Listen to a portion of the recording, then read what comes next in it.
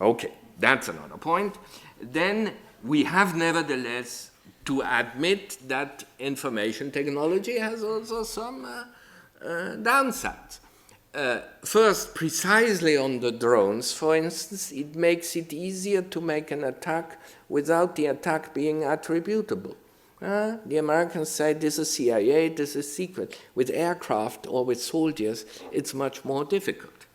And the risk of computer network attacks today, through the fact that more and more of our life depends on information technology, even in industrialized countries, soon our very survival depends on information technology. For instance, in Switzerland, they want to have a health card, and it's on the health card your blood category and all the necessary information the doctor needs. But to read the health card, you need the computer and you need a network which is working.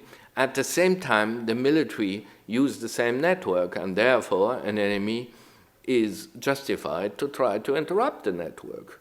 But if the network is interrupted, then people can no longer be treated in the hospital.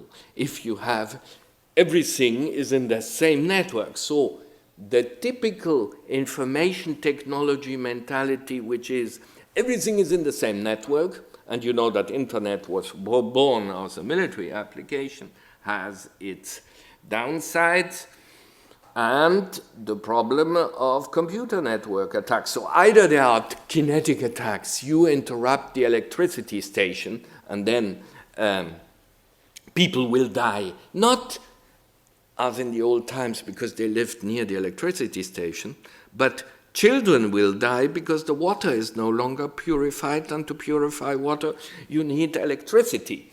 And if the electricity station serves also the military communication, in law it's even a legitimate military objective. And so the fact that everything is interlinked today has also its downsides. Now, for monitoring, I understand yesterday Philip Grant spoke about the possibility through information technology to have information about violations. It becomes more and more difficult to hide violations, but there is also the risk of manipulation of information technology, satellite pictures. Personally, I've experienced, I was for a short time in an EU mission of inquiry into the conflict in Georgia, and as the Ossetian side said, the houses were destroyed by the Georgians themselves because they didn't want to leave them to the Ossetians, while the Georgians said it was the Russians who destroyed our houses. Okay, it sounds not very credible, the first story, but if you want to make an impartial inquiry, you have to check that. And so my first idea was, we have satellite pictures, and there were commercial satellite pictures. The problem was, on all the commercial satellite pictures, there were clouds. And we were asking people, during the war, were there clouds? No, it was always sunny.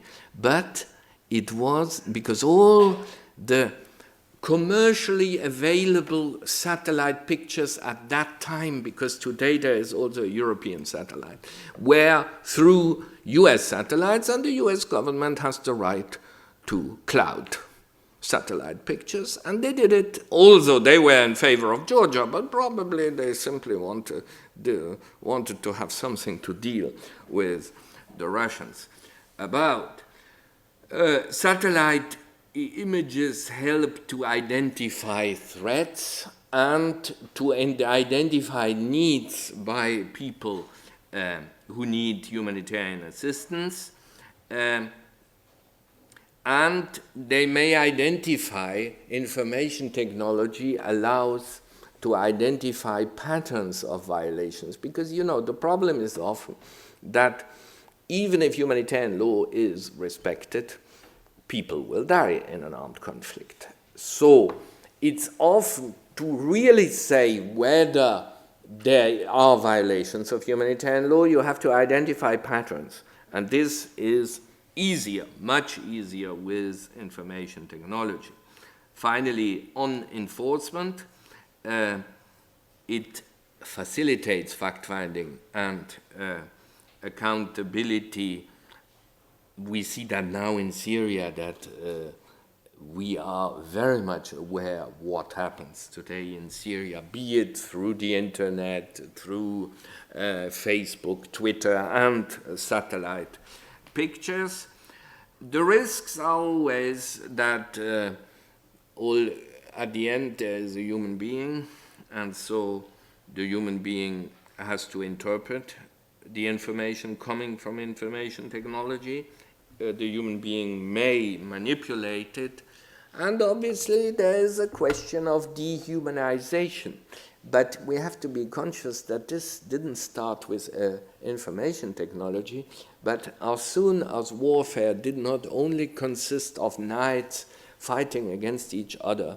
I mean, the Großbertha in the First World War, where the Germans were sending artillery shells from 50 miles on Paris, this was also dehumanized because the one who sent the artillery shell didn't see the people who die.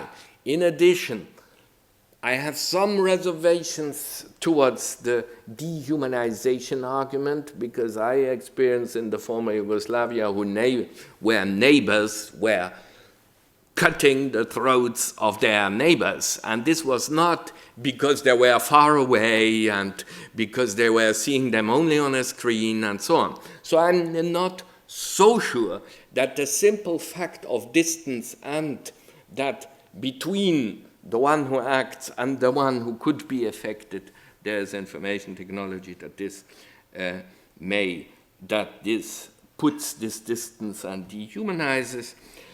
It may, obviously, as all technology, also put civilians at risk, and it is true that it encourages mathematic models instead of human empathy, but unfortunately most of those who make wars are not like you and me, but they don't have empathy with those against whom they fight, and there often mathematic models, in my view, are nearly preferable. Sorry for that. Many of you will be critical of these thoughts.